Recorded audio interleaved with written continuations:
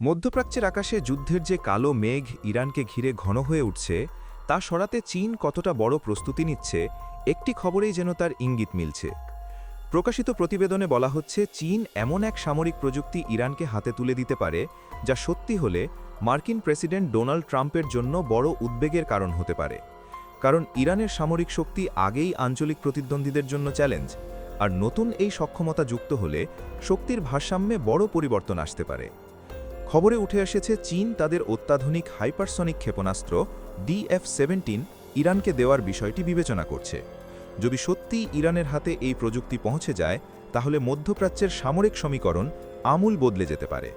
DF-17 যুক্ত হলে ইরানকে অনেকেই অপ্রতিরোধ্য ক্ষেপণাস্ত্র শক্তি হিসাবে দেখতে শুরু করবে।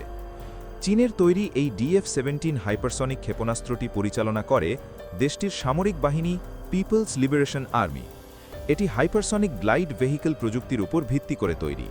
প্রচলিত ব্যালিস্টিক ক্ষেপণাস্ত্রের মতো সরাসরি লক্ষ্যবস্তুতে না গিয়ে প্রথমে রকেটের মাধ্যমে উচ্চ আকাশে ওঠে এবং পরে গ্লাইড ভেহিকল আলাদা হয়ে বায়ুমণ্ডলে ভেসে থেকে লক্ষ্যবস্তুতে আঘাত হানে। মাঝপথে দিক পরিবর্তনের সক্ষমতা থাকায় প্রতিপক্ষের প্রতিরক্ষা ব্যবস্থা সহজেই বিভ্রান্ত হতে পারে। এই ক্ষেপণাস্ত্র শব্দের গতির প্রায় 5 গুণ বেগে ছুটতে সক্ষম, ফলে প্রচলিত প্রতিরক্ষা ব্যবস্থার পক্ষে একে প্রতিহত করা অত্যন্ত কঠিন। দ্রুত গতি এবং নিম্ন উচ্চতায় গতিপথ পরিবর্তনের কারণে রাডারেও এটি সহজে ধরা পড়ে না। ধারণা করা হয় এর কার্যকর পাল্লা প্রায় 1800 থেকে 2500 কিলোমিটার, যা আঞ্চলিক পরিসরে দূরবর্তী লক্ষ্যবস্তুতে আঘাত হানার ক্ষমতা দেয়।